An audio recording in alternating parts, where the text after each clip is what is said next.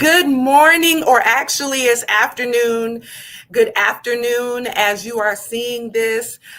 This is the first day of our 2025 General Assembly session, and I am Senator Angela Williams Graves, representing the 21st Senatorial District in the Commonwealth of Virginia, where we do good work on your behalf. I am so excited today because it is our first day of session. Now, you may notice the background looks a little different because I am not in the Capitol. I am not in the General Assembly building.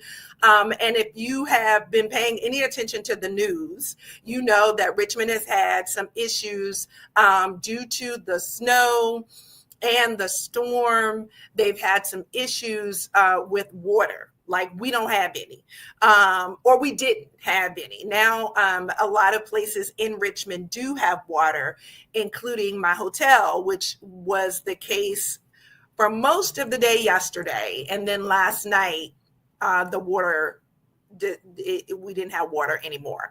And so I'm thankful for the opportunity to serve. I'm thankful for all of the people who are working around the clock in the city of Richmond to get the situation resolved, and they're doing their very best. And so I'm grateful to them for that.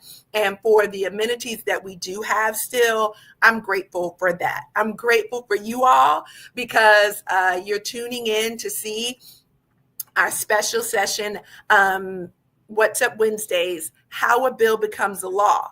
And so it's our first day. And the goal of this is just to give you a brief overview of how a bill becomes a law in the Virginia General Assembly, and then give you some contact information for us as well. So let's get started. You all know that I play producer and host here, but we're going to be doing our What's Up Wednesdays probably won't be live because we gavel in around noon in the Senate. And so we'll be recording them every week and bringing them to you at noon every Wednesday. And the goal is to give you an overview of what it is that has happened in the previous week and what may be happening in the coming weeks. So just to let you know, we're going to gavel in today. We're going to come to order. We are going to do some what we call housekeeping votes. We're going to vote on procedures. We're going to vote on, we were supposed to have all our bills filed by 10 a.m. today. And because of the water situation, the General Assembly building and the Capitol have been closed. And the reason for that is because there's an issue with the sprinkler system, and that was caused by the water being shut off. It's a whole situation. And so it is a commercial building with thousands of people, probably hundreds of thousands of people coming through it. And as you can imagine, number one, we need sprinklers just in case there is a fire. And number two, we need working water. So up until yesterday or today, we didn't have water, but we do have an issue with the sprinkler system. So we can't have people in an unsafe building. So we're going to gavel in. We're going to do some housekeeping things. And then from there, we're going to recess until Monday. And that will give all of the people working in the GAB and in the Capitol the time to do what they need to do. And then the city of Richmond working in conjunction with the city of Richmond and them having to do all the water testing to make sure the water quality is good. They're going to do all of that. Okay. So that's what you'll see today. It'll be much of nothing. There will not be any committee meetings. There will not be any more gaveling in on Thursday or Friday. We will come back ready to roll on Monday. All right, on Monday. And so I want to do this before we get into how a bill becomes a law. And it is a life hack that I want to share with you, especially our young professionals who travel. So I want you to start to pick a hotel brand that you like, and get yourself a rewards account. Okay. And every time you travel, if you are able, stay at one of those hotels that you like. I'm a Marriott girl. That's my favorite. Hyatt is my next favorite, and Hilton is a very, very, very close third, right? And so when I travel, that's where I like to stay. And so the points add up. So like last night, when there was no water in my hotel downtown in the city, I was able to use my points to go out to Henrico and book me a room that had water and rooms. And then this morning, get me a cup of coffee from Starbucks, right? And I say all that to say that the points add up.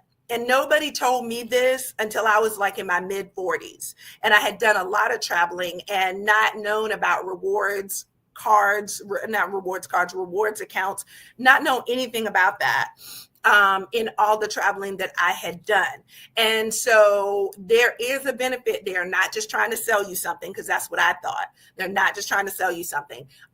There is a benefit to that. So to all my young professionals and even my middle-aged professionals, because it's better late than never to start, right? I was in my mid 40s before somebody really explained it to me. And now I do get to see the benefit of having those points, because I was inconvenienced with no water. But because because I had points, I had the resources to be able to do something different. And it didn't cost me a dime. Okay. All I paid for was my cup of coffee this morning from Starbucks. Okay. So that's just a life hack that I want to share with you. Because like I said, nobody told me. So I'm telling you. All right. So now let's get to how a bill becomes a law, because it's a little after 11 and I got to be over to the Capitol at noon today. So, in the Senate, so I'm in the Senate, but what happens is a senator or a delegate prepares to introduce legislation. That can be an idea.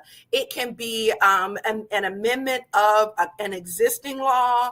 It can be anything from something you could know about something that another state does, and it's their law, and you can say, "Oh, I think Virginia needs this." Okay, that's introducing legislation. All right, that's you bringing ideas to your legislator. The other piece of that is any lived experience. So if anybody's ever told you, well, Virginia law says this and Virginia law says that, and the application of it is not as practical as it could be, okay, then you can come to your legislator and say, hey, Virginia law says this. That might have worked 40 years ago, but in 2025, that's not as practical as it used to be. How can we amend the current code in order to make the law more user-friendly? So our best legislation comes from everyday citizens who live in different aspects of life and in different areas of the Commonwealth, and even in different areas of the city, and have different life experiences. And they come to us and they say, hey, I experienced this and I was told I had to do this because the law said that, but there's a better way that this can be implemented. And we'll listen, right? We will absolutely listen. One of the bills that I have this year, that I talked to you all about it last week, I think it was last week. Yeah, it was last week. Is a bill to protect athletic officials in the little league teams, right? If the athletic officials are being assaulted, all right, by bad actors, i.e. parents gone wrong, or players gone wrong because they don't like the call, then they're hurt, they're injured, they may say later for this, and then not come back. If we don't have referees, all right, we don't have games. And if we don't have games, then kids in the community who may not be on the high school and junior high school football, basketball, soccer, softball, whatever teams don't have anything to do. So this is how, and this came to me from a constituent who is a little league referee and who has been assaulted. Okay. So we introduced a bill. We take the idea or the previous legislation and what we want to amend, or the legislation from some other state or whatever, to the Division of Legislative Services. The Division of Legislative Services drafts the bill. They do the research on where in the code a bill, a particular piece of legislation should be, because our code is broken down into sections. And so you want to make sure that your code, your bill, your law is referenced in the correct section, because lawyers and other people are going to go to specific sections once a bill becomes a law. They're going to go to that section of the law looking for it. So if it's a bill on athletic officials and it's over in the section with business license, that doesn't make sense, right? That does not make sense. And so their job is not only to craft it in the wherefores and thou arts that the law should have, but it's also to make sure that it is in the correct code section so that it can be properly referenced. Then the bill is introduced. We file it. Once it comes back, we review it, make sure it says what we want it to say. And then the bill is introduced and referred to a committee. And in some of our previous conversations, we talked about the committees. So we have committees and we have subcommittees, okay? And in the subcommittees, sometimes bills, once they get referred to a committee, if they need more research, right? More research. We need to talk to more experts or what have you. It will be referred to a subcommittee in order for that subcommittee to do the research. Now, here's the kicker. Subcommittees are not able to receive streaming testimony. You cannot do online testimony in subcommittees. You can only do online testimony in committees, okay? And so the reason for that is a little interesting to me, but all of the subcommittee rooms were not built with internet capability. I'm just gonna let that sit there. It's a brand new building. Yeah, that part. Okay, now we're going to get past that. So all the subcommittee rooms were not built, designed with internet capability. So therefore, we cannot have subcommittee testimony in some subcommittees and not allow it in all. So there's no internet online testimony in subcommittee. Then once it goes through subcommittee, it goes to committee. Committee votes on it. Every bill goes to committee, but every bill doesn't always get assigned to a subcommittee. Okay, so then it goes to the subcommittee. It's heard. You can testify online as to whether you are in favor or whether or not you oppose it. A lot of times, very good opposition comes from, added information comes from individuals who will testify. Okay, and so in a situation like ours, you go, oh, okay, well, maybe we can make an amendment to the bill. Maybe we can add this or add that, or take this out or take that out. So your input as an everyday citizen means a lot in the committee process. The other thing I want to point out with that is we are limited on time. All right. So oftentimes, if the chair will determine how much time we are allotted for testimony. You get a certain amount of time to the pro people, and the same amount of time is allotted to the against people. So you got people who are pro, they're all for it, and you got people who are against it, and they get the same equal amount of time. But that is also based on how much work we have on our docket and how much time we have available in totality in that committee meeting. Okay, so just know that. Then the committee members vote to approve or reject the bill. We can vote to approve the bill. Usually in a 45-day session, if we need to do more work on the bill, we can get one continuance. One continuance, okay? I don't know what's going to happen because we're missing two whole days of session this week. So it's going to be a very, very, very tight timeline that we're going to be working on if we need a continuance on a bill. All right. But it is customary that we do get at least one continuance during the short session. During the longer 60-day session, we may get two continuances if we need it. But one is the standard for 45-day session.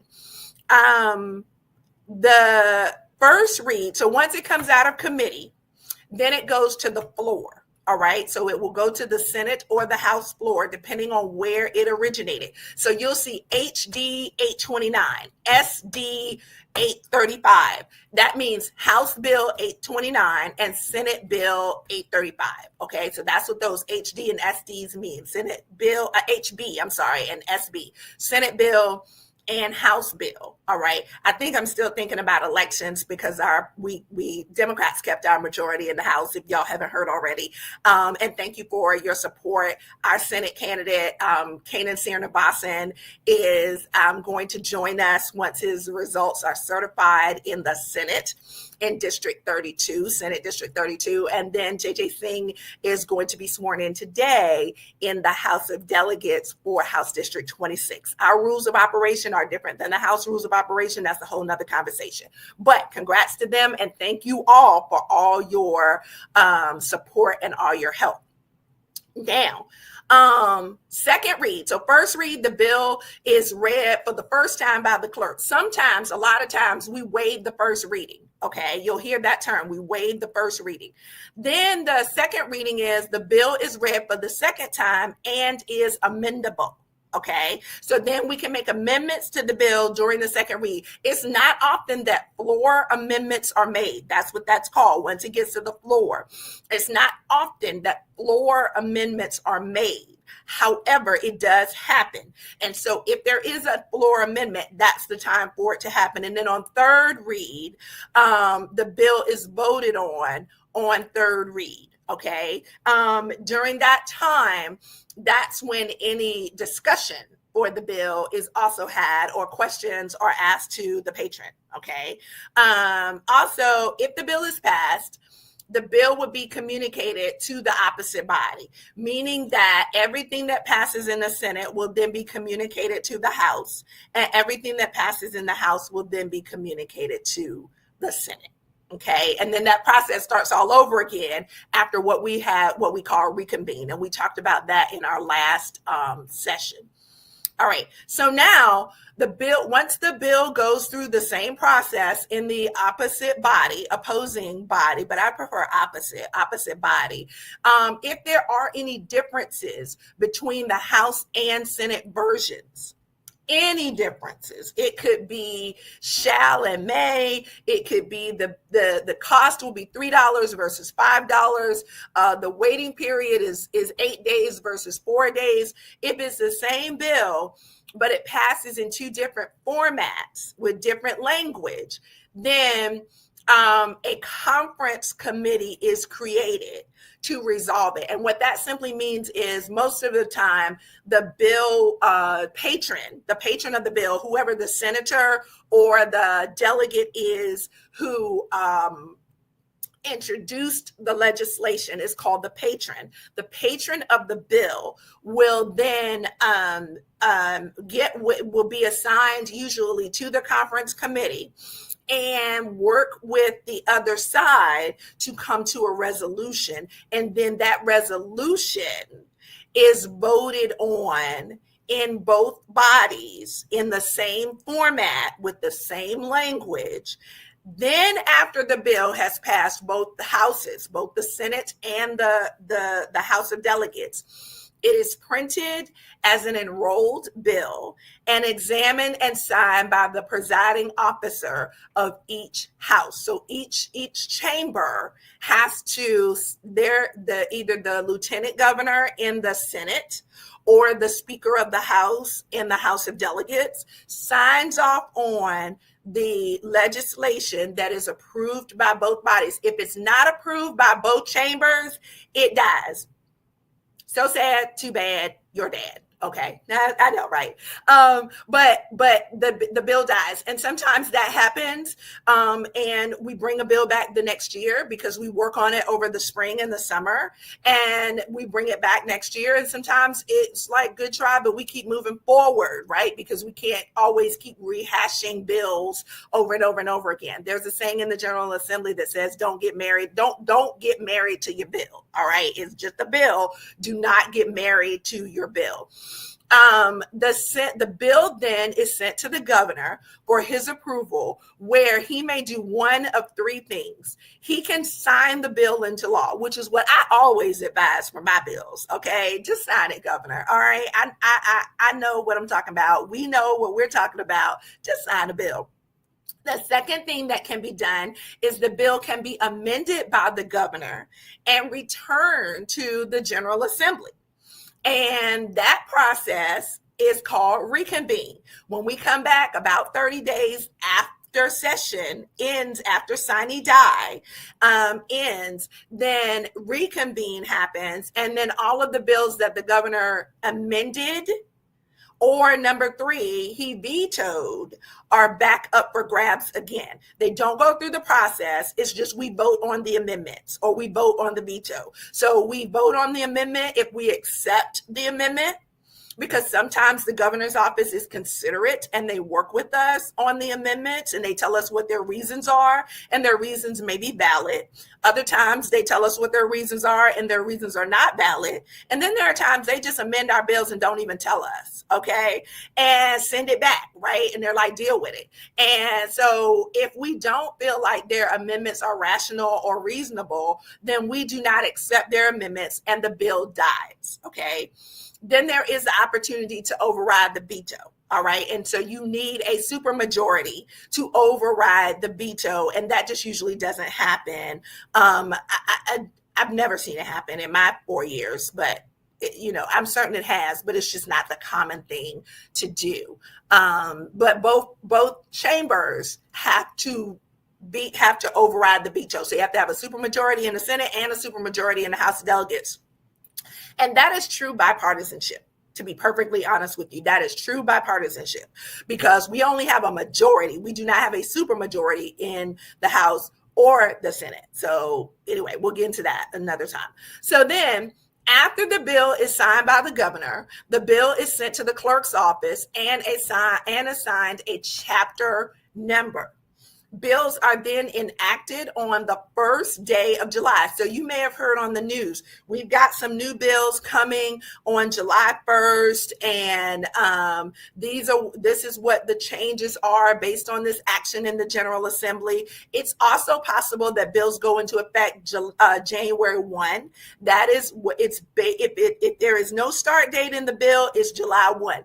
If it's any other start date other than July 1, it is that start date. So sometimes there is a January 1 start date, okay? So that for whatever reasons, and a lot of times that has to do with appropriations, or it may have to do with the fact that the state agencies or localities need some time to kind of put some infrastructure into place to be able to do these kinds of things. So they get a little bit more time. They get January 1, all right? But whatever the date is, if it's in the bill, if there's no date, it's July 1. If there is a date, then that's when the bill becomes a law, okay? So this has been, this is really tiny. This has been a lesson in how a bill becomes a law. And I'm going to see if I can find, I'm going to try to do this because I really want you all to have this information. Caroline did a great job with these slides, and I did not amend them. I promise y'all I did not amend them. Okay, so I think I have shared you my screen so that you can see the last bill of, hold on, let me see if I can make it. Can I make it bigger? I don't know how to do that. Okay, never mind. We're not going to try to do anything fancy. This is how you can track my bills while we're in the General Assembly. If you have a constituent services request during session, visit norfolksenator.com/constituent-services. Fill out the form. It'll come to us. We'll be able to help you. You can call our office in Richmond, 804-698-7521.